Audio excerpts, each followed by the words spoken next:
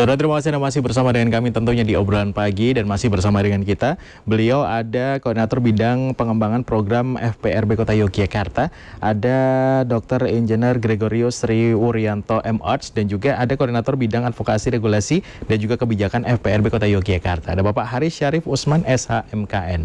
Tema kita masih pengurangan risiko bencana di Kota Yogyakarta. Jadi sudah banyak dijelaskan terkait dengan bagaimana peran masyarakat juga pemerintah untuk bisa berkolaborasi mengurangi risiko bencana di Kota Yogyakarta. Karena kedepannya kan kita tidak tahu ya bencana datangnya kapan, ini yang menjadi pertanyaan ya.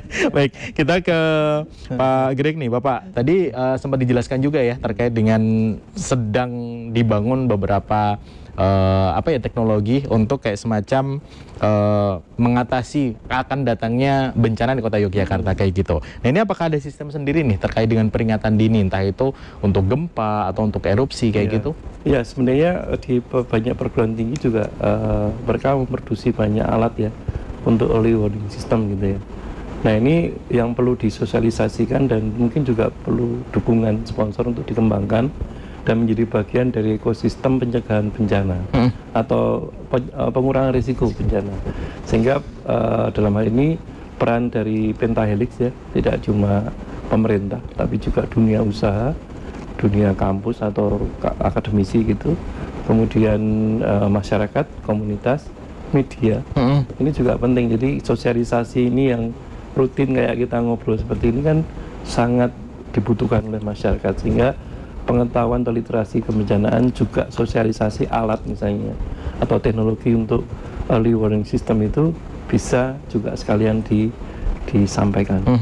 Jadi sebagai sebuah wilayah yang potensi bencananya tetap ada, bahaya latennya, maka ekosistem untuk memitigasi itu menjadi satu yang mutlak ya, keharusannya untuk dilakukan. Baik, kalau untuk air sudah ada ya Pak ya, peringatan dini ya, di Kota Yogyakarta. Ini betul. Boleh diceritakan Bapak? Iya, untuk sungai-sungai di Jakarta, karena itu memang tempat mengalirnya sungai begitu, karena juga sungai-sungai di Jakarta ini kan bagian dari sumber filosofi ya, oleh karena itu memang harus kemudian betul-betul ditata, baik kebersihannya dan mungkin juga dari sisi mitigasi bencana. Di wilayah Sungai Codi sendiri, Kecahowong dan Winongo sudah dipasang early warning system. Ada sekitar masing-masing sungai itu mungkin sudah sekitar 7 atau 10 begitu, yang itu dipusatkan di wilayah Gunung Merapi, tapi pusat komandonya kan ada di BPBD Kota Jakarta. Ketika nanti terjadi hujan lebat di sana, kemudian juga debit airnya tinggi begitu, itu nanti otomatis akan memberikan peringatan atau sinyal, baik dengan bunyi sirine yang kemudian bisa dilanjutkan dengan kentongan di masjid, dengan dari gereja itu dan sebagainya, sehingga masyarakat langsung dalam waktu 5 menit ketika bencana terjadi, kita 5 menit ini sudah siap untuk mengevakuasi diri. Jadi kampung tangguh bencana ini sesungguhnya menjadi tempat kita untuk berlatih dengan simulasi dan sebagainya, karena KTP ini kan juga disupport oleh pemerintah dengan berbagai peralatan. Betul. Ya, ada VR, ada gergaji, macam-macam lah, sehingga memang kesiapannya itu sudah. Cuma tinggal kemudian bagaimana mereview kembali mereka agar ketika bencana terjadi itu mereka tidak gagap lagi. Kadang-kadang kalau sudah lama kan bisa gagap Mas, gitu, sudah berapa tahun gitu, sudah tidak ada simulasi, tidak ada pendampingan. Nah, itu kita udah lupa caranya. Lari, saking bingungnya berdiri kaku gitu kan. Diselamatkan mestinya adiknya yang dibawa bantal lah, gitu kan, sering gitu. Nah, itu harapan kita review KTB di wilayah-wilayah kampung khususnya yang ada di bantaran kali ini sangat riskan ya, ketika nanti entar lagi lanina dan sebagainya. Saya juga agak khawatir ada peningkatan debit sehingga ada banjir. Alhamdulillah ini Pak Hasto wali kota kita ini kan menormalisasi kali. Jadi sedimen-sedimen yang dulu habis dari Merapi meletus itu kemudian dikeruk, dipinggirkan itu bagus, karena itu nanti menguatkan talut. Kalau banyak talut yang gogos Mas, tanahnya terbawa debit air, kemudian oleh Pak Hasto dipinggirkan gitu, talutnya tambah kuat dan dalam kayak gitu kan, sehingga kita nanti airnya nambah. Karena itu kan macam-macam airnya, dari Merapi, dari kota Sleman, masuk ke Kacode gitu, sudah meluap. Nah, harapan kita setelah dinormalisasikan tadi dengan ada EBS dan sebagainya, insya Allah bisa tertangani lah dengan baik ya mitigasi bencana, dan insya Allah juga korban bisa diminimalisir. Betul, itu dari air begitu ya. Gitu, baik, iya. Pak Haris, ini pertanyaan adalah sejauh mana nih sekarang Kota Yogyakarta siap untuk menghadapi bencana alam ya, selain air nih. Dulu kita pernah terjadi gempa tahun 2006. Erupsi juga pernah. Nah, ini dua bencana ini yang masih menjadi momok di kota Yogyakarta nih. Bagaimana kesiapan warga? Kalau Jogja ini kan memang kajian bencana yang akan terjadi di Jogja atau sering terjadi adalah banjir, gempa bumi, kemudian kebakaran dan wabah penyakit serta cuaca ekstrim dan kekeringan gitu. Nah, itu yang harus kita follow up ya, kita buat formulasinya, kita buat SOP-nya, kita bangun sistemnya agar kemudian kita terjadi bencana itu kita betul-betul siap dan tangguh untuk mengantisipasi itu. Literasi perlu, kemudian koordinasi perlu, membangun platform perlu. Ini Jogja harus siap betul. Jogja ini istimewa bencananya juga istimewa pengurangan risiko bencana. Baik, harus semua istimewa ya. Iya. Pak Greg ada tambahan, monggo silakan. Kalau menghadapi kayak gempa sama erupsi ya, kita punya pengalaman sebenarnya. Dan itu saya kira sudah membangun sistem, termasuk misalnya kalau erupsi ya, itu kita sudah punya jalur evakuasi, tim yang menangani, sehingga kita cukup punya pengalaman, sekalipun kita juga tidak terus gegabah ya. Artinya Merapi ini kan unik ya, dia itu kadang-kadang ya dengan agak santun gitu berubah atau mengalami distorsi dan menjadi erupsi gitu, tapi juga kadang-kadang dahsyat ya. Kayak 2010 itu kan termasuk yang konon katanya 100 tahun ya, itu cukup dahsyat. Nah, ini yang extraordinary itu tetap harus disikapi. Karena pengalaman 2010 itu sangat penting. Jadi kita tahu peta-peta titik lemah kita, kemudian koordinasi mana yang masih perlu diperbaiki. Tapi saya pikir sampai sekarang untuk yang Merapi ini kita so far so good untuk bisa disiapkan.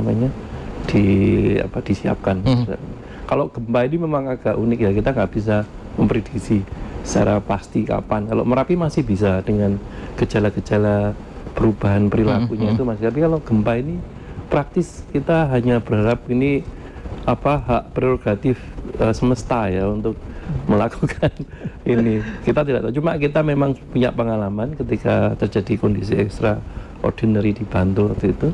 Kemudian dampaknya seperti apa? Kita tadi tahu infrastruktur, pemukiman yang rawan dan sebagainya. Termasuk bagaimana menangani korban yang banyak. Saya pikir itu yang menjadi persiapan kita. Baik. Artinya bahwa mitigasi perlu dilaksanakan juga. Tetap apalagi harus, ya. Yogyakarta dulu pernah punya pengalaman begitu ya, gempa, erupsi. Portofolio lah. Ya. Masuknya ke portofolio. Baik, Pak Greg dan juga Pak Haris. Ini kalau ngomongin soal yang namanya FPRB itu sebenarnya banyak begitu ya, program-program yang sudah dijalankan kayak gitu ya. Nah, ini yang terakhir, untuk kesadaran kepada masyarakat atau mengajak kepada masyarakat nih terkait dengan paham nih terkait dengan risiko, terus apa yang harus dilakukan, mungkin himbauan dan juga harapannya. Mengurus dari Pak Haris dulu, silakan. Iya, jadi begini, jadi PRB ini kan sebuah kelembagaan yang kalau di Jogja kan baru ya, tapi kita positif saja. Jadi kita akan terus mengajak masyarakat, ayo kita tingkatkan literasi kita terkait dengan apa itu bencana, kemudian tingkatkan kesadaran, betul-betul sadar bahwa bencana itu kalau terjadi bagaimana sikap kita, gitu kan? Jogja ini harus tangguh, oleh karena itu masyarakatnya harus siap, perekonomian juga harus tangguh juga, pemerintahnya juga harus tangguh juga, harus siap kalau terjadi sesuatu. Maka oleh karena itu kolaborasi ini penting ya. Masyarakat juga harus diberdayakan, jangan ditinggal hanya jadi subjek. Maksud saya jadi subjek gitu ya, harus jadi subjek. Ini yang saya ingin tegaskan sini, masyarakat Jogja ini harus menjadi subjek, bukan menjadi subjek. Jadi mari kita bersama-sama berdaya untuk Jogja tangguh bencana. Itu harapan kita. Kolaborasi harus kita betul-betul pegang erat. Jangan ada lagi ego sektoral, ego UPD, ego komunitas dan sebagainya yang merasa aku sing iso. Jangan. Kita Jogja monggo sareng-sareng kita sengkuyung. Kita harus dirangkul bersama begitu ya. Baik, Pak Haris. Dari Pak Greg monggo silakan. Jadi kota Yogyakarta kan mau mencanangkan diri menjadi kota tangguh bencana. Maka mitigasi bencana itu menjadi ekosistem yang mutlak harus dihidupi bersama. Sikap proaktif dan partisipatoris dari masyarakat itu menjadi sebuah syarat atau modal sosial penting bagi kota tangguh ya, kota Yogyakarta.